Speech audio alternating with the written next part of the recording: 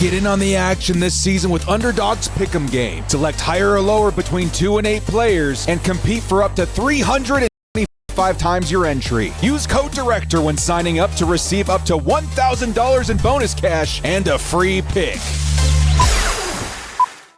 Yo to Bolt fam, it's the Director. Chargers fans, I'm ready for some more Chargers football. I am ready.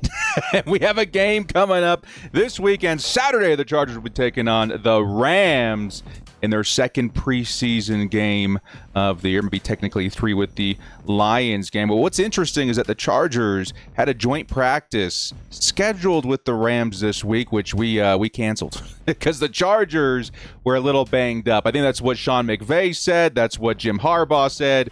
And, yeah, that could be a little bit concerning. The health of the team has not been where we wanted as Chargers fans this season so far. But, you know, business as usual. Got to go play these games, figure out what's going on with the roster. But I think one of the more surprising elements to this game is the fact that Justin Herbert is going to be starting this game.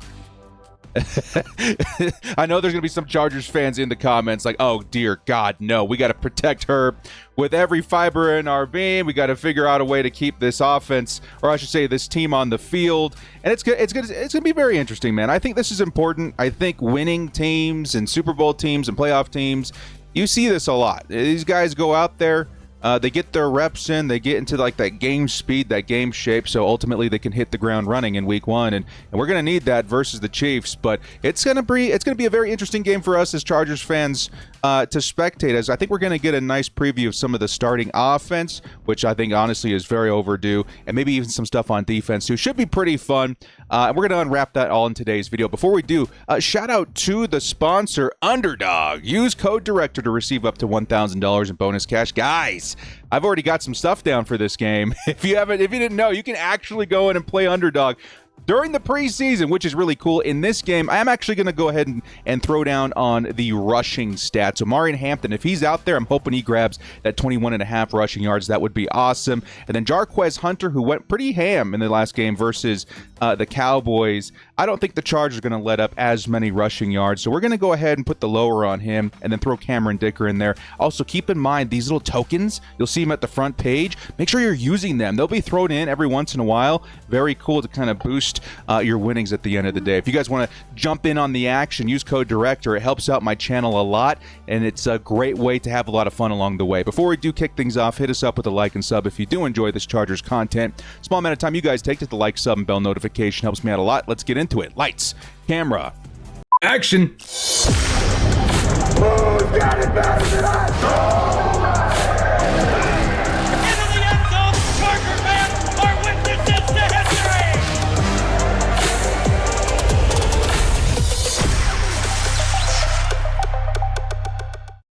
Your Chargers-Rams game preview.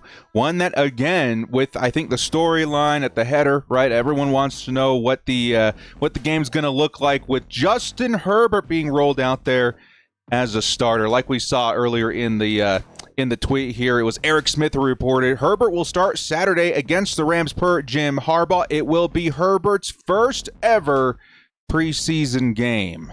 Which is definitely, again, there are two sides of the fence here. One is, we got to protect Herb. The other side is, okay, we got to get Herb up to speed, get the offense out there looking like they are going to be in the regular season, and hopefully get some evaluation there with the first team. I think this is important because, again, there's a lot of parts of this offense revolving around Justin Herbert that look different when he is in the game. Receivers look different. The run game looks different. The tempo looks different.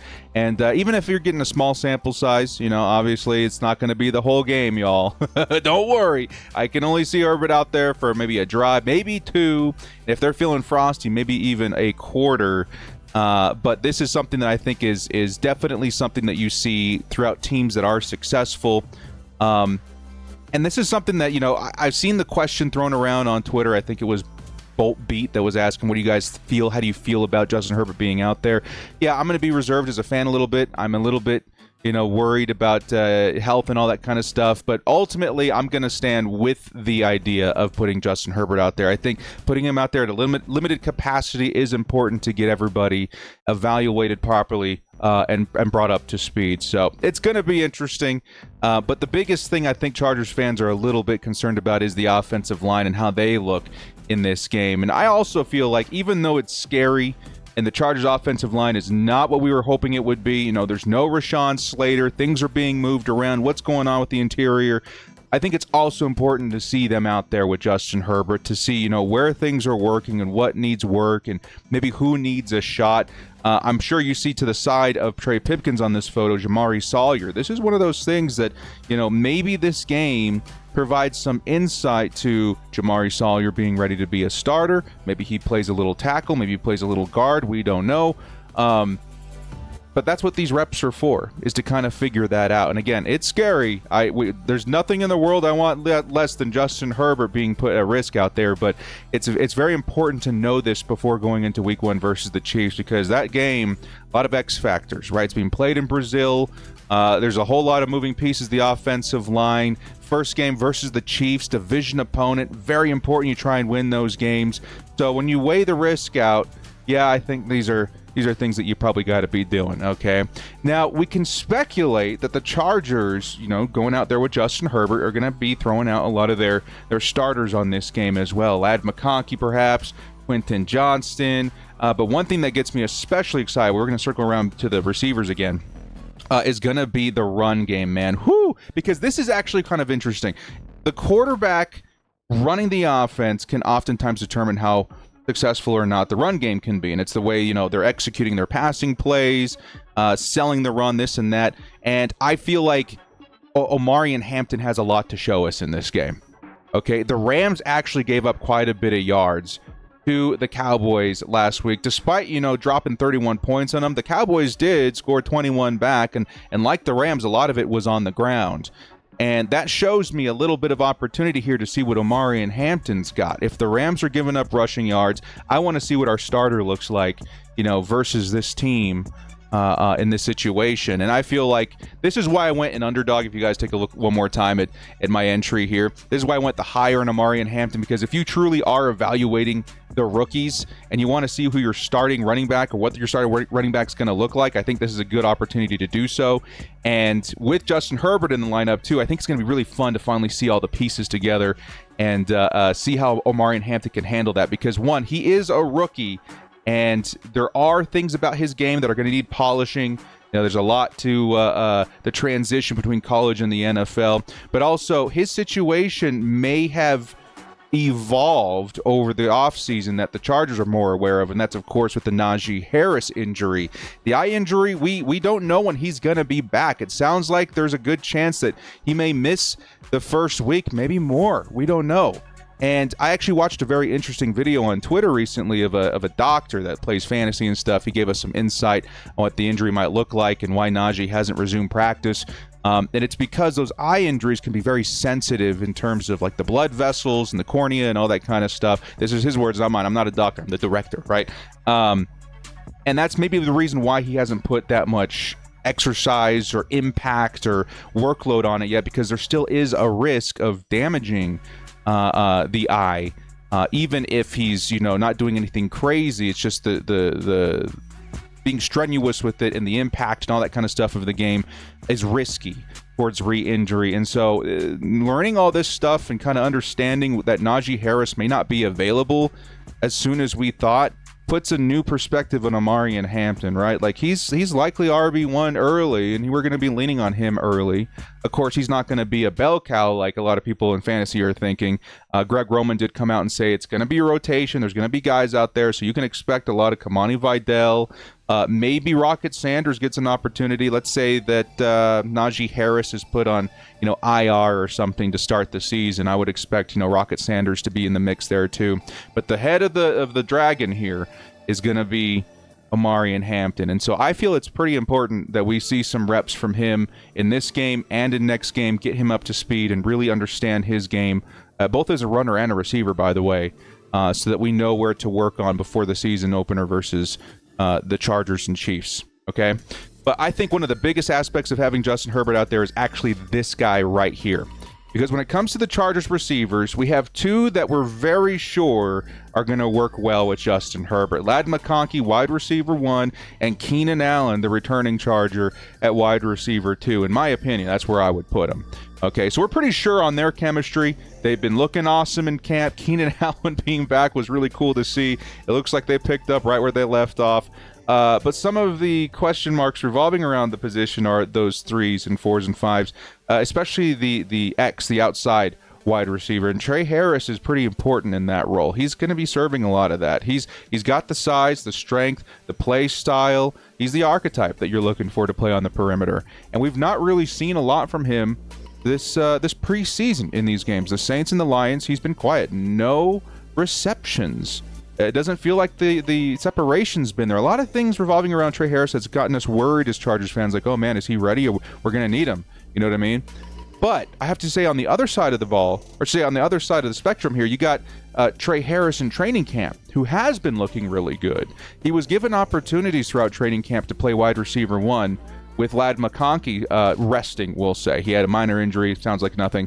But, Trey Harris had the opportunity to play the 1 role for the Chargers offense with Justin Herbert and the starters. And in those opportunities, he actually looked really, really good.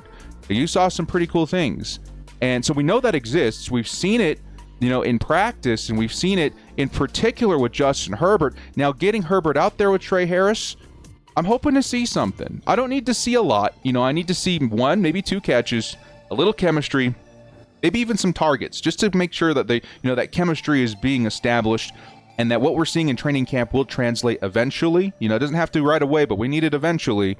That does instill some confidence in me. Okay, so seeing Justin Herbert out there with the 1's very important. Not just Trey Harris, but also, Quentin Johnston, pretty important. He's had some pretty huge, ups in training camp. Some lows, some drops, but we can't disregard some of the big plays he's been making as well. And who knows? Again, I don't know who all is playing in this game. It sounds like the starters are going out because Justin Herbert will be there. But these reps can be pretty important. And another starter in terms of receiver that I'm very interested in seeing with Justin Herbert in particular on the field is going to be the tight end, Tyler Conklin. I think Tyler Conklin last week got a couple of opportunities. One ball way too far, definitely not his fault on the drop. And the other one was definitely a drop on his part. A couple opportunities, didn't log a catch. I feel like he's a really good tight end. And I think, again, like a lot of these guys, he's getting up to speed. But again, I like these guys being there with Justin Herbert, who we've seen some pretty good chemistry, in terms of training camp and stuff so far, is also important here. I want to know that Conklin is that guy for the Chargers this season, because we haven't really had that super reliable tight end in a while. I'm going to say since Hunter Henry, right? It's been a long time. There was actually a pretty nice spell out there with Jared Cook. I don't know if you guys remember that. That took a lot of us by surprise. The guy was like 34 years old, but he was still out there running fast and catching everything. So that was pretty nice too. We have not really had a lot of stability there in a long time, and I feel like Tyler Conklin, in what we've seen with the Jets, can be that guy for Justin Herbert. And again, we've seen it in camp. I would like to see it translated. Him and Trey Harris, I've seen some proof that it exists. I need to see it in a live game environment. This is a great opportunity to make that happen. So I would say the first team offense gets a lot of attention in this game. The defense has been pretty great so far to start the preseason. The offense has been very shaky, at best. Outside of some highlights from, Trey Lance, who's been really great, Kamani Vidal, and Rocket Sanders, it's been more or less underwhelming. And getting these guys out there in terms of the starters and saying, hey, results, catches, yards, points even, would really instill a lot of confidence in me. Okay? But I think the real story, or I should say the real impacts that you're going to see is going to be a lot to do with the backup still. Okay, we're going to throw him up here.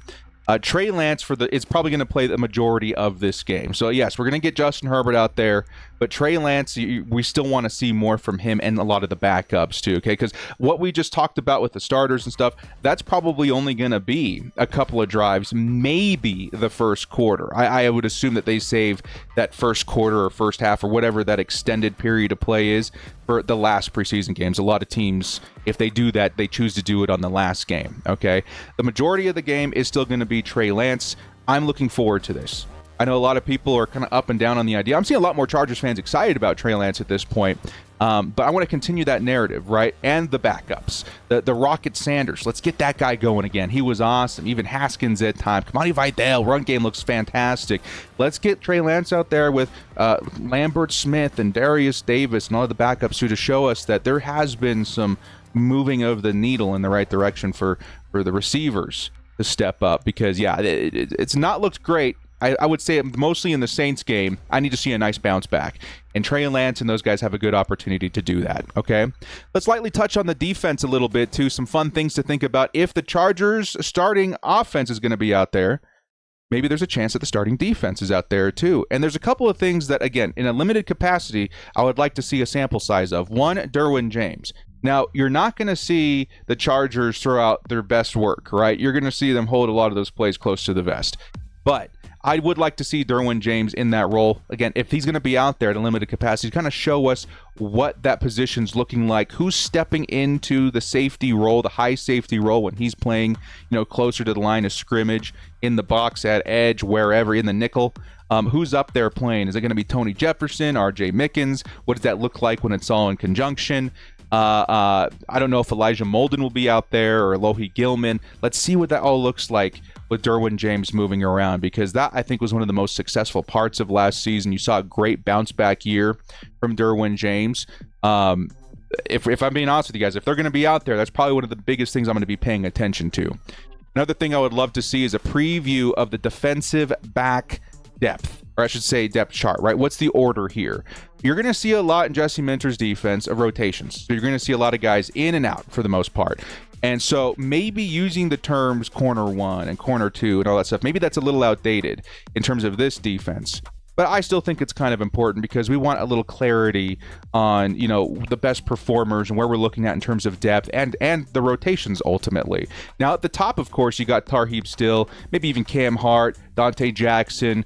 These are guys kind of to be expected. And then after that, I'm very interested to see where the Chargers view Benjamin St-Juste, who looked more or less bad last week. Nico Reed, who's looked great. It's a freaking shame that we're not going to have Eric Rodgers in this game, as he had one of the best preseason games I can remember in a while for a Chargers defensive player. Of course, he's down with injury. We don't know any updates, by the way. I haven't heard anything about him. But that bottom, of the roster and how they're going to rotate guys in, I'm very interested to see in terms of defensive back, both safety and corner. Because Jesse Minter's worked wonders in the past. We've seen guys really play above their pay grade, right? Like, they're getting a lot of value in these positions, and I would hope to see that continue, because that would instill a lot of confidence in me going up against Patrick Mahomes in Week 1. Finally, the defensive line, man. This is something that I think last week surprised me a little bit. Defensive line looked pretty good. And overall, in terms of the preseason, the Hall of Fame game and preseason Week 1, the pressure has been awesome. But I'm really paying attention to what the interior of the defensive line can do. And there's been some standout guys in that position the last couple of games. Jamari Caldwell went out there and got a sack last week. Looked great. Hopefully, he dinged his elbow a little bit. Hopefully, he's back in this game. Tito Agbonia has been looking great in camp. Deshaun Hand had a pretty nice pressure. Was it last week or the week before? So far, the interior defensive line is looking better than expected, which is great.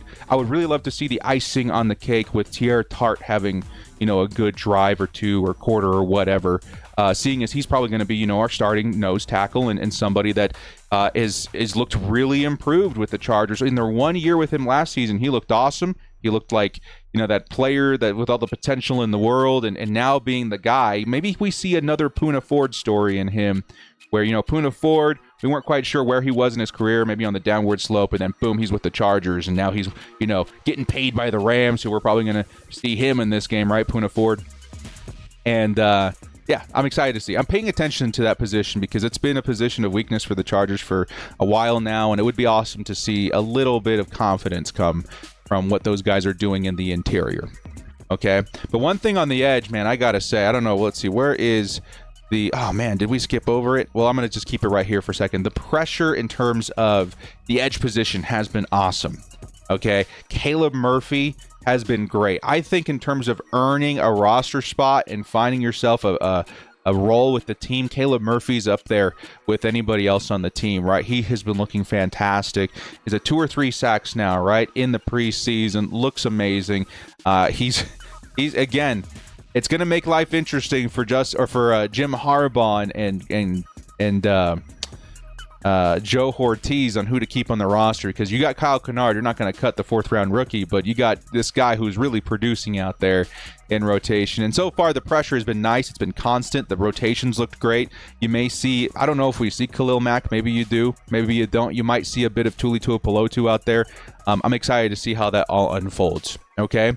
Lastly, to wrap up this video, something to expect from the Rams on this side. Again, they dropped 31 points on the Cowboys. Cowboys fought back 21 points as well. But some of the big things to take into account, Stetson Bennett looked pretty good in this game. I think he had a couple of touchdowns, maybe almost 200 yards. But really, I felt like it was leaned in on the run game a lot, like you're seeing here. I think that's Blake Corum right there, right, number 22. Blake Corum and Jarquez Hunter, I believe the rookie from Auburn, right? Those guys really stepped up and made that offense nice and consistent for them in that game. And ultimately, I think that's the reason that they won it. Cowboys gave up a lot of rushing yards. The Chargers, however, they didn't give up a whole lot of rushing yards to the Saints last week, to running back at least. The quarterback ran for a little bit. I think he was their leading rusher. But the Chargers were able to hold their own versus the running backs, so I'm really hoping that helps them keep the game in front of them, keep the offense out there, get some nice reps, and ultimately help us with our underdog entry, because I do think the Chargers should be able to hold them to fewer yards on the ground than the Cowboys did last week. So we're going to wrap this video up with my score prediction. As always, I've got the Chargers winning this one 30-23. I think there's going to be a bit more points in this game. I think both offenses have some pretty nice pieces. But again, it's a preseason. We're not really concerned about the win. We're here mainly for evaluation. So whatever happens, happens. It would be fun to get another win. The Chargers are on a roll. But I would expect it to be a little bit more, a little more points scored, a little bit more offense you're going to see out there from both sides, considering that the Rams did have a pretty successful week last week. Well, guys, thank you so much for joining me. This has been The Director. Hit us up with a like and sub on the way out if you did enjoy this content, and definitely make sure to check out some of my other social media platforms that it's seeing a pretty consistent stream of content as of late. TikTok, Instagram, Facebook, even YouTube Shorts and all that kind of stuff. Definitely check those out. It's been a lot of fun to produce. I've been partnering with Bleacher Report to make that happen, of which all of them will be premiering on their platform as well. And it's, I think, a great way to keep yourself engaged in these short bite-sized clips throughout the season. Well, guys, thank you so much for joining me. We'll catch you next time. As always, bolt up, stay frosty. Let's see a nice Omari and Hampton drive this weekend, shall we? I'm very excited.